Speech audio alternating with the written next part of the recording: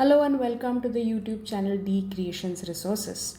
In today's episode, we are going to talk about conversion from temperature to frequency using an Astable multivibrator and a thermistor.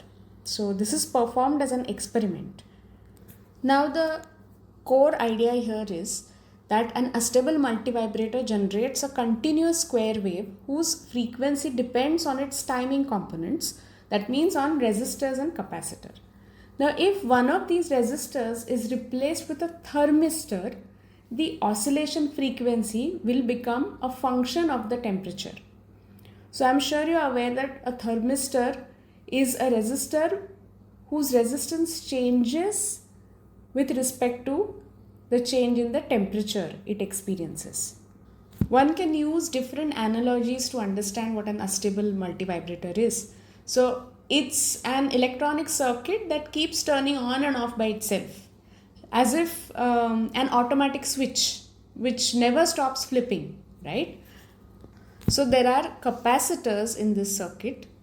They get charged, and when they reach a certain level, they tell the circuit to switch its state and then they discharge. When they are empty, the circuit switches again, and this cycle goes on repeating. So again, to give you an analogy, you can imagine capacitors in the circuit like tiny buckets. So they are slowly filling up with electric charge. When they are full, they dump it out and then they start filling again. And every time they fill completely or empty, the circuit flips its output.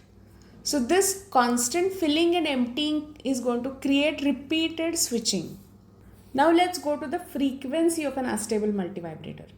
Frequency is simply how fast something is repeating, right? Let's go back to the analogy of the buckets. So we had said that capacitors are like little buckets. They fill with electricity, that is charge, and when they are full, they make the circuit switch, then they empty, and then the circuit switches again.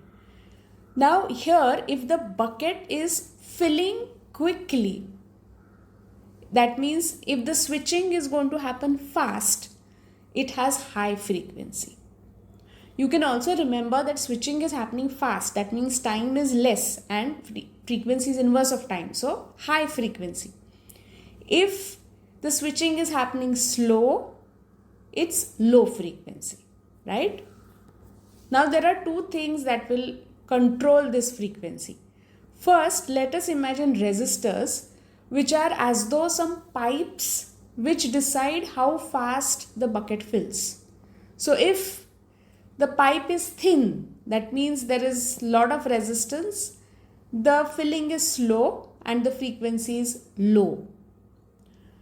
You can have another parameter of capacitor. We will say bucket size.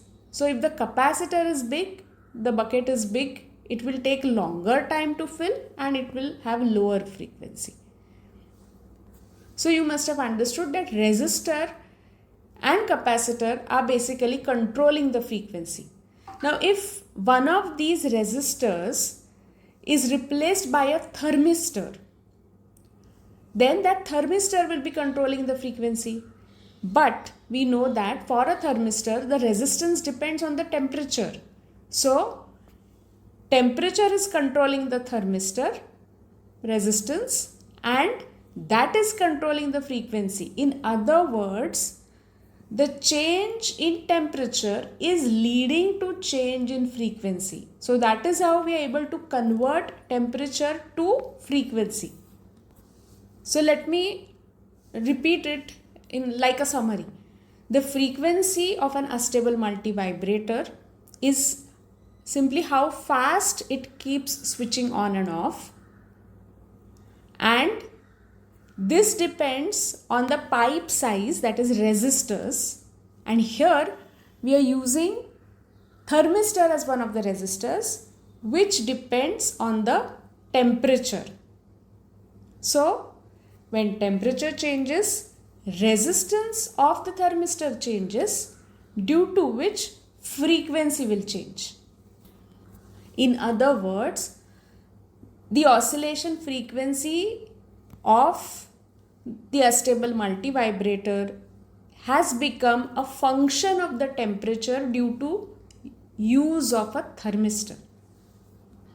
Going back to the bucket analogy, if the temperature is increasing, the resistance of NTC thermistor is decreasing. So let us imagine that the pipe has become wider, so there is less resistance, and the bucket is filling faster. That means there is higher frequency.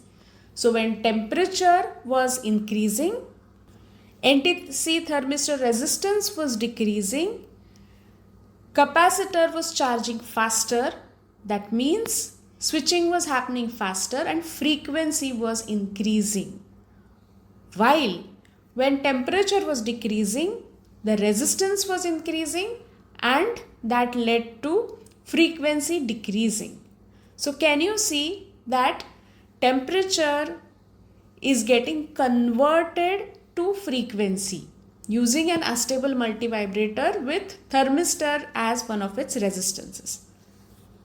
Now you would wonder that when you have simple thermometer to measure temperature, why go to this length and have this complex kind of a procedure? Well, it offers many advantages. First of all, it's easy to measure it digitally. It is good for long distance transmission because frequency signals can travel through long wires without losing accuracy. And that way it's simple and inexpensive. All you need is a NTC thermistor and your Astable multivibrator circuit, basically. The frequency is changing smoothly with the temperature. And one important advantage is it is very useful for industrial or remote sensing. And basically the sensitivity is higher here.